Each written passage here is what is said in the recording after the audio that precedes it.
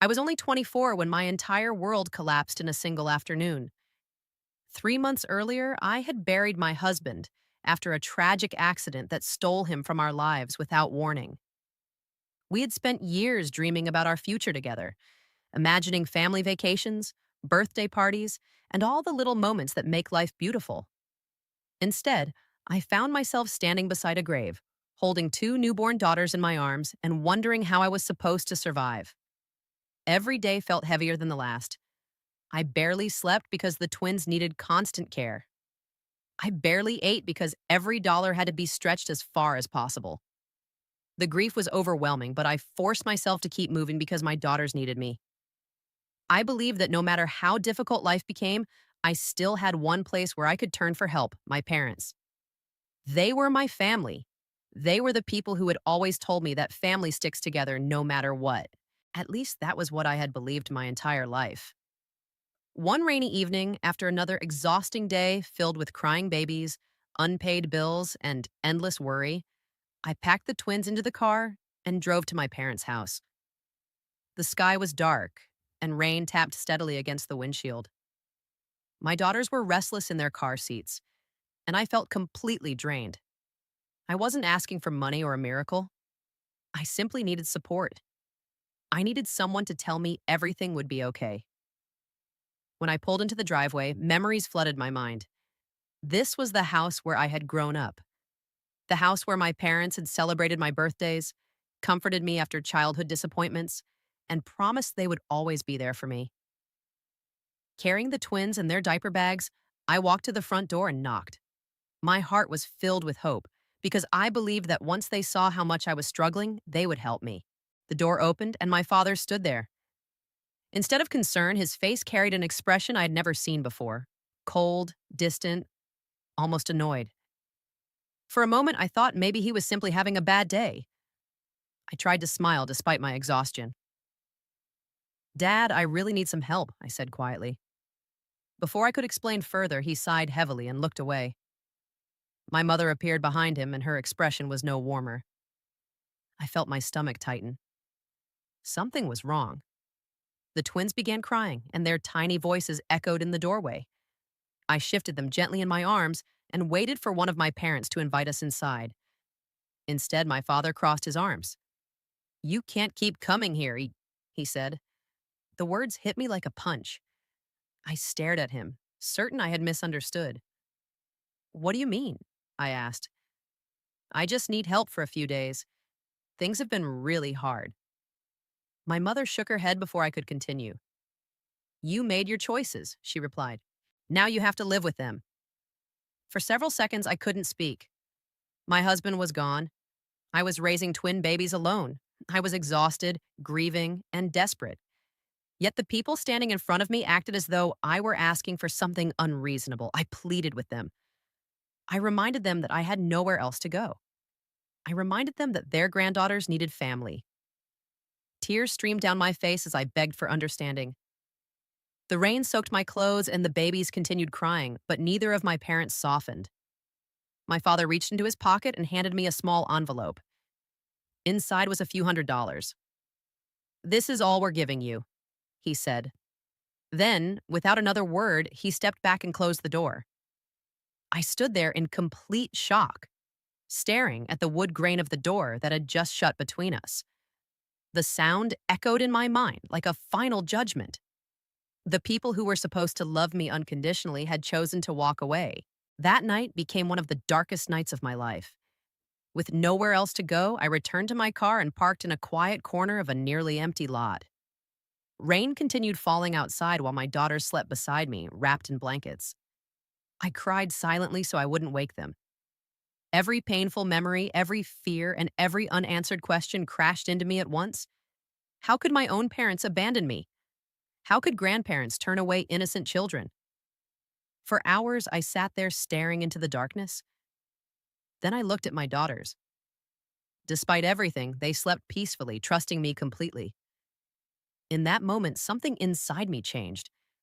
The sadness didn't disappear, but determination replaced despair. I made a promise to myself and to my girls. One day, I would build a life so strong that nobody would ever be able to break us again.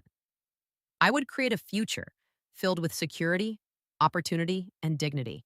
And when that day came, it would not be because my parents saved me. It would be because I refused to give up after they abandoned me. The years that followed were the hardest and most transformative years of my life. After that night in the car, I stopped waiting for someone to rescue me. Every morning began before sunrise and ended long after midnight. I worked every job I could find. During the day, I delivered food, answered customer service calls, and took temporary office assignments. At night, I cleaned buildings after employees had gone home.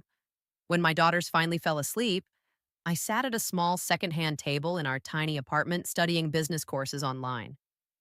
Most nights, I was so exhausted that I could barely keep my eyes open, but I refused to quit. Every challenge reminded me of the promise I'd made. I wasn't working only for myself anymore. I was working for two little girls who deserved a future far better than the one life had handed them. While other people saw a struggling single mother, I saw a woman building the foundation of something bigger.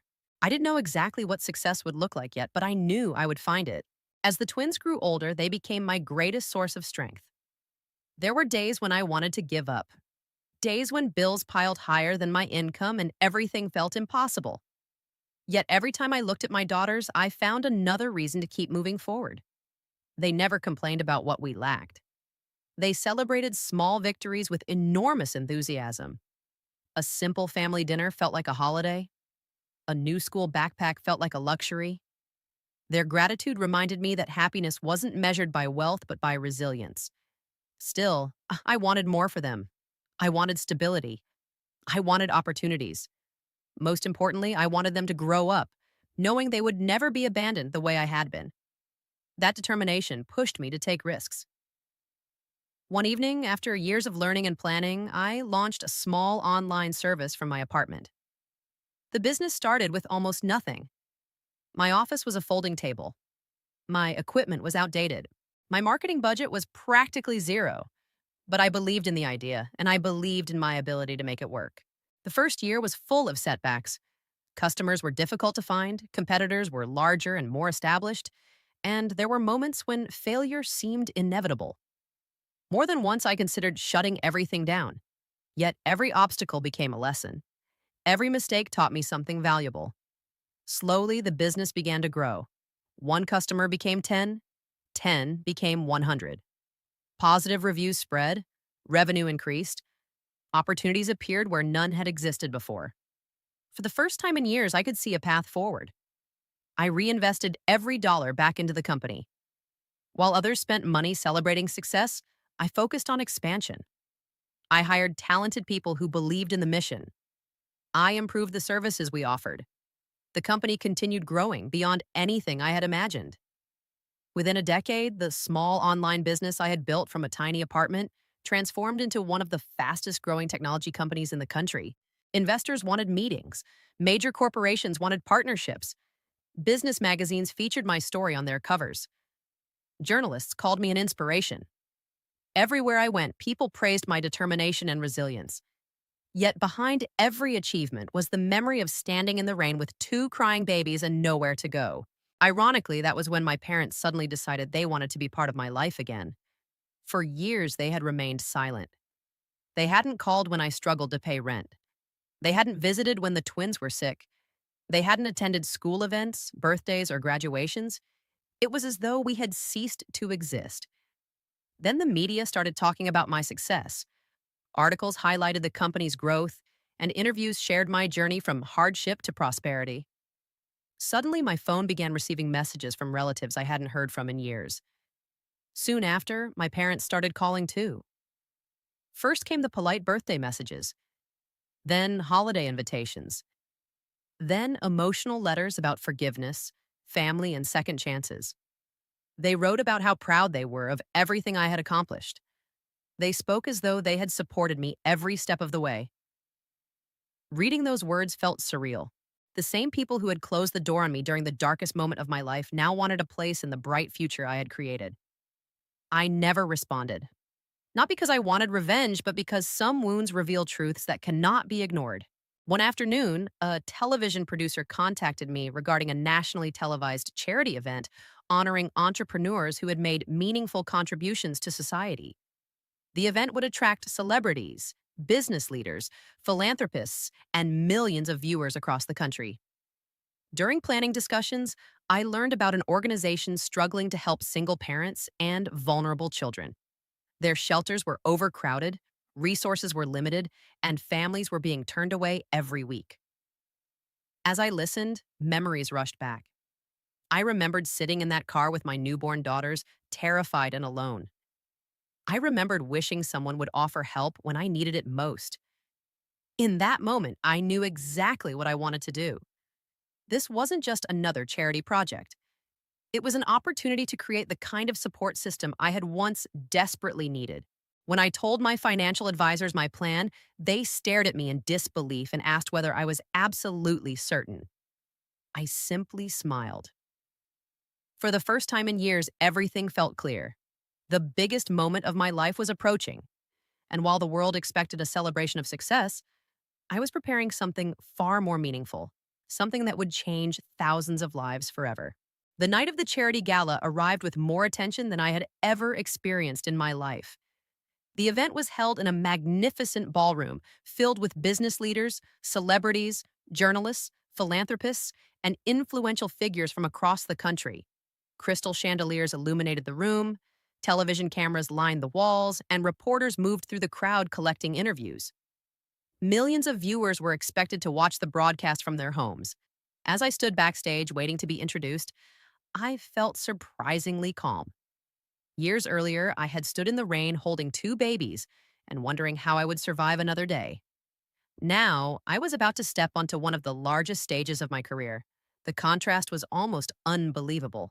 Yet, despite all the success, awards, and recognition, my thoughts remained focused on the people this event was meant to help. I knew there were single parents sitting in shelters that night, worried about feeding their children. I knew there were families facing the same fear and uncertainty I had once faced. This moment was bigger than me. It was about creating opportunities for people who had been forgotten. When my name was announced, the audience erupted into applause. I walked onto the stage as cameras followed my every step. The host greeted me warmly and spent several minutes describing my journey. He spoke about the loss of my husband, the challenges of raising twin daughters alone, and the extraordinary growth of the company I'd built from almost nothing. Large screens displayed photographs from different stages of my life, and many people in the audience appeared deeply moved by the story. After the introduction, the host turned toward me and smiled. "You've overcome incredible obstacles to achieve remarkable success," he said. "What legacy do you hope to leave behind?" The room became completely silent. Thousands of eyes focused on me. For a brief moment, I looked across the audience and noticed my parents sitting several rows from the stage. They were dressed elegantly and smiling proudly. To anyone watching, they appeared to be proud parents celebrating their daughter's accomplishments. They seemed completely confident that they belonged there. They seemed certain that the world viewed them as part of my success story. I took a deep breath before answering. "Many people see the success," I began, "but very few know what happened before it." The room grew even quieter. Years ago, after losing my husband, I found myself raising newborn twin daughters alone. I had no money, no security, and no clear path forward. The audience listened carefully. Like most people, I believed family would stand beside me during difficult times. I believed that when life became unbearable, the people closest to you would help carry the weight. I paused briefly. Unfortunately, that wasn't my experience. A visible shift moved through the room. People leaned forward in their seats. My parents' smiles slowly disappeared. At the lowest point of my life, I was abandoned with two babies and nowhere to go. The support I desperately needed never came. Instead, strangers showed me kindness. Strangers gave me opportunities. Strangers believed in me when others chose not to. The silence was powerful. Silence was, Many audience members looked emotional. Some wiped tears from their eyes as they listened. I continued speaking, not with anger, but with honesty. For many years, people assumed my success came from privilege, support, or family connections. The truth is very different. Every step forward was built through sacrifice, determination, and the kindness of people who owed me nothing. That experience taught me something important. Sometimes the most powerful form of love comes from those who choose to help when they have no obligation to do so. The audience responded with gentle applause. Then I turned toward the representatives of the charity organization seated near the front of the room. That is why tonight, I want to make sure other families receive the support I once needed but never received. The room fell silent again. Everyone sensed something significant was coming. My heart remained steady as I delivered the announcement. Today, I am donating $88 million to fund housing programs, childcare centers, educational opportunities, emergency assistance services, and long term support systems for single parents and vulnerable children across the country. For a moment, nobody moved. Then the entire ballroom exploded with applause. People rose to their feet. Some were cheering, others were crying openly.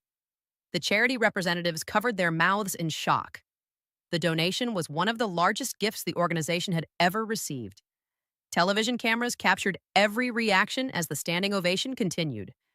The applause seemed endless, yet there was still one final thing I wanted to say. As the room gradually quieted, I looked toward the audience once more. My gaze briefly passed over my parents before returning to the crowd. This gift is dedicated to every parent who chooses love over convenience, responsibility over excuses, and support over abandonment, I said. It is dedicated to every child who has ever felt forgotten and every family fighting to survive difficult circumstances. No one should have to face those struggles alone. The audience responded with another wave of applause louder than before. As I stood there listening to the cheers, I felt something unexpected. It was not anger. It was not satisfaction from exposing anyone. It was peace. For years, people had asked whether I wanted revenge against the parents who abandoned me. Standing on that stage, I finally understood the answer. Real revenge was never about humiliation or punishment. Real revenge was transforming pain into purpose. It was building a life so meaningful that the people who doubted you became irrelevant to the story. While my parents sat in the audience watching the world celebrate the daughter they once rejected, I felt completely free. They had left me with nothing except two babies and a broken heart. Yet those two babies became my greatest blessing, and that broken heart became the foundation of an extraordinary future. As the applause echoed through the ballroom and millions watched from around the world, I realized that the greatest victory was not becoming successful, it was using that success to change the lives of others forever.